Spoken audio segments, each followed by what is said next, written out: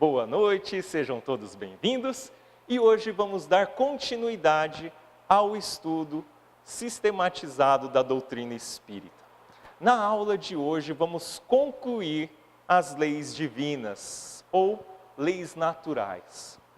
Essas leis divinas ou leis naturais são leis que existem desde todo sempre. Leis criadas por Deus, onde todos nós estamos mergulhados nessas leis. E a todo momento em que a gente se afasta dessas leis, não há como a gente ficar tranquilo. Nós entramos em dificuldades, em pensamentos negativos, em infelicidade. É apenas respeitando as leis divinas é que conseguiremos alcançar a tão sonhada felicidade, tanto aqui encarnados como no plano espiritual. E a gente vai começar o estudo sobre a lei da justiça. Pois bem, com tanta injustiça no mundo, a espiritualidade vem e fala que a justiça é uma das leis divinas. Puxa vida! E para começar, a gente já começa com uma pergunta difícil, né? O que é justiça? O que é justiça? Ah, justiça é... Justiça? Difícil, né? Podemos concluir que justiça é o proceder no caminho correto. Seguir o caminho certo, correto. De acordo com a espiritualidade, a gente encontra esse questionamento feito por Kardec lá no Livro dos Espíritos. A espiritualidade, ela nos informa que toda vez que nós respeitarmos os direitos dos outros, nós estamos agindo com justiça. Então, justiça é caminhar corretamente, respeitando o direito do próximo. Na teoria é fantástico, fácil até. E na prática? Percebam quantas situações, a gente poderia pegar aqui um exemplo e passar para vocês. E falar assim, o que vocês acham dessa situação? É justo ou injusto? Se a gente for analisar uma determinada situação, pode acontecer que metade de nós ache que aquilo foi justo. E a outra metade ache que não, que está errado, que é injusto. E aí, né? Quantas justiças existem? Só existe uma justiça, uma única justiça. Mas é verdade, em algumas situações a gente pode achar que é justo e outra pessoa na mesma situação achar que é injusto. E por que isso acontece? Por qual razão? Todos nós, somos espíritos encarnados. A verdadeira vida é no plano espiritual. É de lá que nós viemos, é para lá que nós iremos retornar. Aqui, nessa atual existência, estamos passando o quê?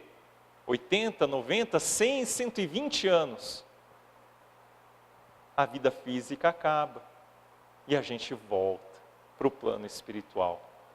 Chegará um momento em que nós vamos evoluir a tal ponto que não será mais necessária a reencarnação. Chega um momento em que não precisaremos mais reencarnar, devido aos conhecimentos, à experiência que o nosso espírito vai construindo com o passar do tempo. Se nós estamos aqui hoje encarnados, é sinal que não chegamos lá ainda. Nós não somos perfeitos ainda, estamos longe ainda da perfeição. Temos os nossos erros, os nossos equívocos, razão pela qual estamos aqui reencarnados, vivendo fisicamente. Se pararmos e analisarmos as nossas vidas com bastante cuidado, iremos perceber que somos sim egoístas, orgulhosos, vaidosos. Somos. Quem acha que não é, com todo respeito, é porque não se conhece. Não se conhece. Somos sim imperfeitos. E quando algo acontece, nós analisamos a questão sobre a nossa ótica, sobre a nossa visão. E a nossa visão, ela é carregada de orgulho, egoísmo, vaidade, razão pela qual um determinado ato pode ser para alguns justo e para outros injusto. A família está almoçando, a criança vai e começa a brincar ali com a comida, derruba o copo de refrigerante em cima da mesa. Ah, essa criança merece uma surra daquelas bem dadas.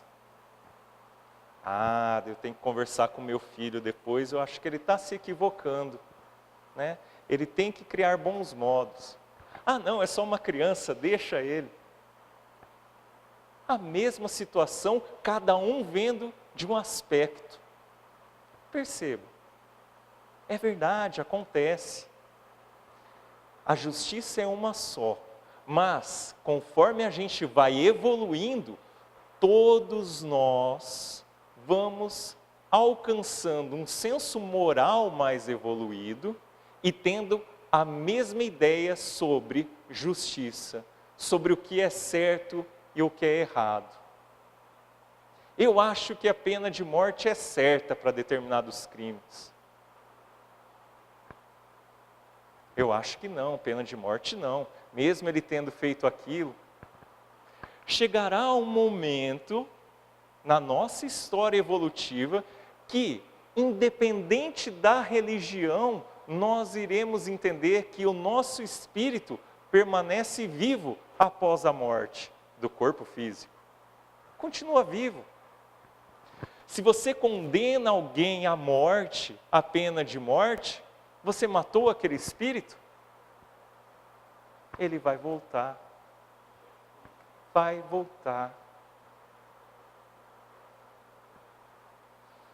Estudos que existem no Canadá, nos Estados Unidos, comprovam que quando acabou a pena de morte em alguns estados americanos ou no Canadá, não aumentou as taxas de crimes, pelo contrário, diminuiu.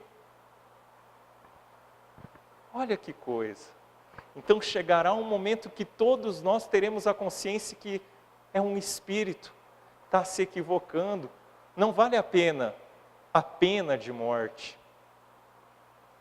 Agora é necessário que ele consiga se reeducar, uma prisão justa, aonde ele tenha ali estudo, possa desenvolver o seu espírito, modificar o entendimento que ele tem da vida. É um exemplo, tá? É um exemplo. Então, por essa razão, como existe uma grande oscilação moral entre nós, cada um está num estágio moral. Por essa razão que determinado ato pode ser justo para um e injusto para outro.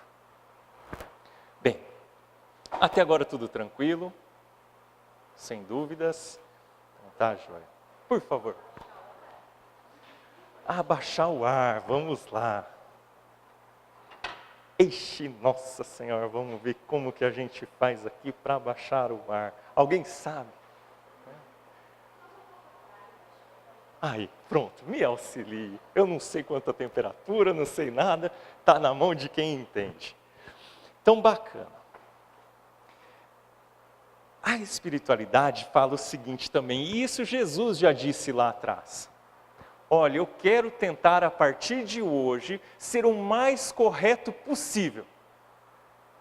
O mais correto possível. Sei que eu me equivoco, que eu erro, que eu tenho os meus defeitos morais. Como eu posso exercitar buscando ser o mais correto possível, agir com o máximo de justiça possível? E aqui vem uma explicação do Mestre Jesus. Queira para o próximo aquilo que você quer que o outro faça por você. É isso. Então, na hora de tomar uma determinada atitude, se coloque no lugar do outro. Como você queria ser tratado naquela situação? Eu queria ser tratado dessa forma. Pois bem, trate o outro desta forma. Por vezes, também tem um outro exercício muito bom para se fazer, que resolve muitos dos nossos problemas da vida. Olha a situação que eu estou com determinado amigo, com determinado familiar, eu não sei o que fazer. Quem não passou por isso, né? Imaginem o seguinte, um amigo seu vem e fala o problema dele. Será que alguma vez, uma única vez, algum amigo nosso disse de algum problema e a gente não falou, não, faz assim, assim, assado. Não, tudo bem, fica calmo, mas por que você não faz assim, assim, assim? Como é fácil resolver o problema dos outros, não é? Fácil, fácil, fácil. E resolver o nosso próprio problema? Difícil. Vamos fazer esse exercício. Está tendo ali um problema no escritório, no trabalho, na escola, enfim, em casa, congela tudo. Sai de foco e olha de fora a situação. Olha o que está acontecendo. Finja que você está ajudando um amigo seu. Vai auxiliar muito. Muitas vezes, quando a gente vê a situação de fora, iremos perceber como estamos nos equivocando. Tá? Vale a pena fazer esse exercício. Bem, continuando o nosso estudo, a gente vai falar agora da lei do amor e da caridade. Questão 886 do Livro dos Espíritos. Tá? Apenas uma nota, o que é o Livro dos Espíritos? O Livro dos Espíritos é a primeira obra da doutrina espírita. A gente vai ver, e agora a gente está bem no fim do curso, creio eu que daqui umas 4 ou 5 aulas, a gente vai estudar sobre o codificador da doutrina espírita, Allan Kardec. Ele não era médium, ostensivo, nem nada. Ele era um baita de um professor, muito reconhecido no seu tempo. E ele pegou para estudar alguns fenômenos que estavam acontecendo, e em determinada situação ele começa a colher o material de perguntas que estavam sendo feitas para a espiritualidade e cria, compila, codifica esta obra, o Livro dos Espíritos. Da maneira mais fácil que tem, perguntas e respostas. Professor, que jeito é mais fácil de estudar? Um texto longo ali? Não, perguntas, respostas, temas, subtemas, é fantástico. Quem tem o acesso a essa obra, que a gente tem para emprestar de graça, gente, aqui na nossa biblioteca, peguem, vale a pena. Então são feitas perguntas para a espiritualidade e essa espiritualidade responde Kardec.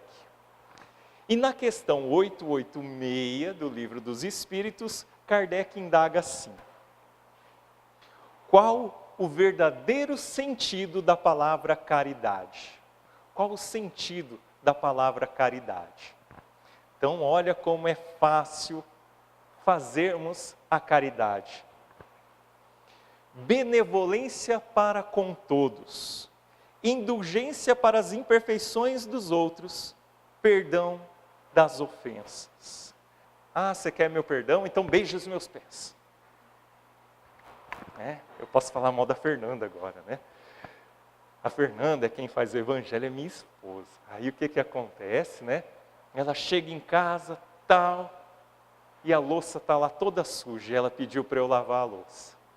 Aí ela está lá com aquele bico e tal, eu te perdoo, mas você vai ter que lavar toda a louça e pedir perdão no meu pé, ajoelhar no meu pé. É um exemplo banal, mas quantas e quantas vezes a gente exige do outro algo? E o outro às vezes se sujeita àquilo para ser perdoado. E, longe de causar um conforto, pode a longo prazo causar profunda tristeza, chateamento. É um perdão doído. Claro, situações e situações. O pedido de perdão também tem que ser do coração, mas devemos sempre que possível perdoar. E tem mais. Jesus nos ensina que o melhor momento para perdoar é o agora. Principalmente se ofendido e ofensor estão aqui encarnados. Porque senão o quê? Ofendido e ofensor, um dos dois morre. Desencarna, né? Espírita, já sabe que desencarna. Corpo físico padece, mas o espírito continua vivo. Duas situações vinculam: o amor e o ódio. Ou lembramos daquela pessoa porque a amamos, ou porque a odiamos. Essa pessoa morre, está no plano espiritual, e ela quer o nosso mal. Ela quer se vingar por aquilo que fizemos. Eis a figura do obsessor. O obsessor pode surgir assim: alguém em espírito, em decorrência de alguma situação da atual encarnação ou de vidas anteriores, nos encontra e quer o nosso mal. Pois bem, olha a situação. Por isso que o ideal é, quando os dois ainda estão aqui encarnados, vivos, é mais fácil o perdão. Não que não aconteça quando estamos no plano espiritual. Acontece, não raro, em grupos mediúnicos, a gente consegue ver o perdão de ofendido e ofensor, o ofensor aqui encarnado. E sabe qual é o melhor jeito de conseguir o perdão daquele que está desencarnado, nós estando aqui encarnados? Atitudes. Atitudes. Igual caridade. Caridade. A Fernanda sempre diz, né? Ela fala assim: se hoje eu tenho vontade de dar um soco na cara da pessoa, na outra vida eu acho que eu dei. E há umas 5 vidas atrás eu devo ter matado. A gente está evoluindo. Nós hoje sabemos que temos defeitos. Vidas atrás também tínhamos defeitos ainda maiores. Com toda certeza a gente já fez muita coisa errada. E pode ser realmente que existam pessoas, espíritos como nós, de outras encarnações que nos encontram agora e querem que a gente pague pelos erros que fizemos lá atrás. E sabe quando acontece esse perdão? pelo menos várias vezes a gente acompanhou em grupos mediúnicos, quando a pessoa que está aqui encarnada modifica seus pensamentos e atitudes, modifica para o bem. Eu queria derrubar essa pessoa, num grupo mediúnico, tá? Eu queria derrubar essa pessoa. Ela fez isso, isso e isso com a minha família. Só que agora eu vejo que tudo mudou.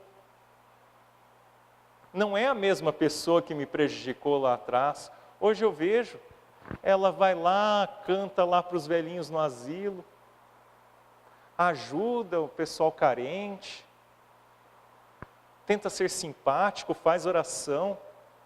Eu estou percebendo que eu fiquei preso num passado e ele está desenvolvendo.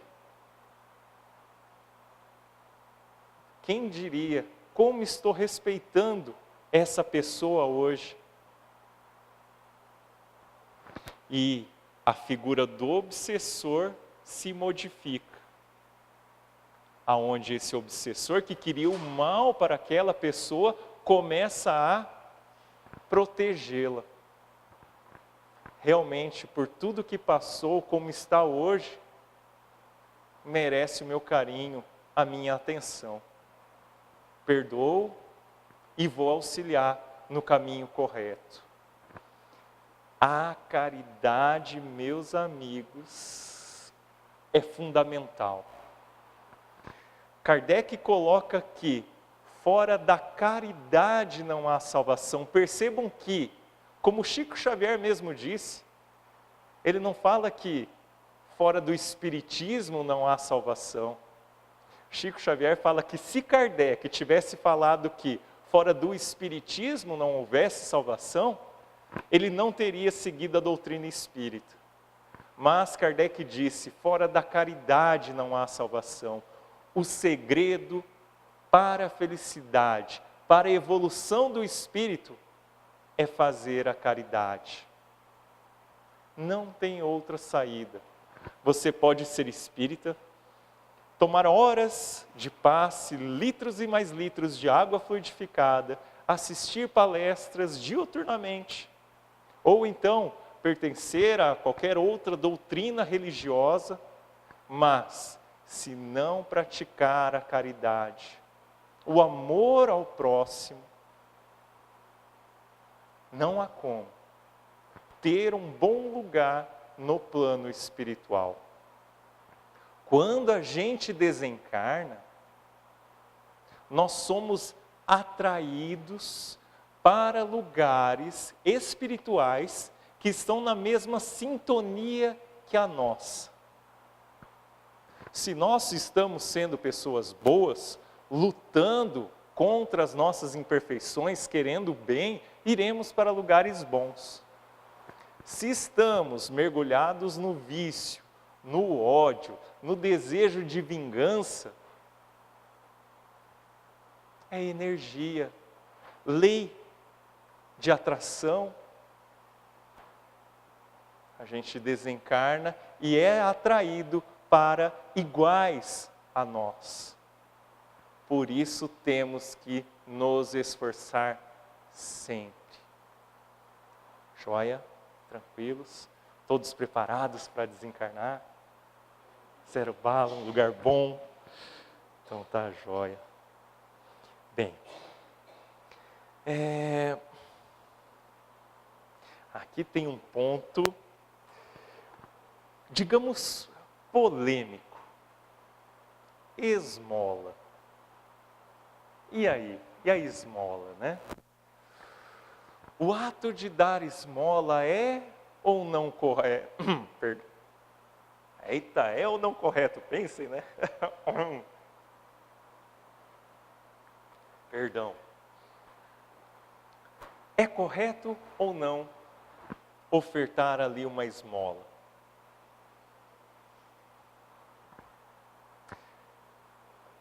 Vestibular espírita, né? Então tá lá a questão 37 do vestibular espírita, que não existe, uma criação minha, mas funciona da seguinte maneira, alguns já sabem como funciona. Eu vou perguntar se é correto dar esmola. Quem achar que é correto, levanta a mão. Aí depois eu vou perguntar, quem acha que não é correto dar esmola, vai levantar a mão. Se você não levantar nem de um lado, nem de outro, você vai direto para o umbral, que é o inferninho espírita, tá? Então vamos lá, quem acha que é correto, levante a mão. Quem acha que é errado, levante a mão. Lembram daquilo que a gente comentou? O que é justo, o que é injusto. Para uns, a mesma situação é certa, correta. Para outros, não. Ficou meio a meio aqui. Interessante, né? Cada situação é uma situação. A pessoa ela tem que estar tranquila consigo mesmo. Analise as situações. Pense da maneira como talvez Jesus iria fazer. Quando a gente tem ali a leitura do livro dos Espíritos, tem uma parte onde o Espírito de São Vicente de Paulo explica o seguinte, é fantástico, fantástico. Ele coloca a explicação de como é complicado um espírito ali encarnado ter que estender a mão para pedir uma esmola, um dinheiro para se alimentar. No momento que se estica a mão, vaidade, orgulho, é um dos últimos atos de desespero. Mas o mais importante é uma colocação que esse nobre espírito faz. Ele fala assim: o homem de bem, ele não espera que alguém estenda a mão pedindo auxílio. Ele procura o necessitado e o auxilia antes que ele estenda a mão. Então fica depois a reflexão de cada um sobre este ato ou não. Mas, voltando 5 minutos no tempo, caridade, caridade, caridade. Nunca iremos encontrar a felicidade aqui dentro. Enquanto nós estivermos procurando a felicidade dentro do nosso peito, esquece, não acha. A partir do momento em que a gente se conscientiza que a nossa felicidade está no próximo, que é auxiliando que iremos encontrar a felicidade, ela surge. Lutem pela caridade, pelo amor ao próximo. Faz bem e faz bem até para quem faz a caridade, não apenas para aquele que recebe. Muda vidas, muda a história. Bem, e por fim, a lei da liberdade. Somos livres? Temos livre-arbítrio? Sim, né? A pessoa que está acamada nesse momento, sem poder mexer nada no seu corpo, e às vezes até com deficiência mental grave, é livre?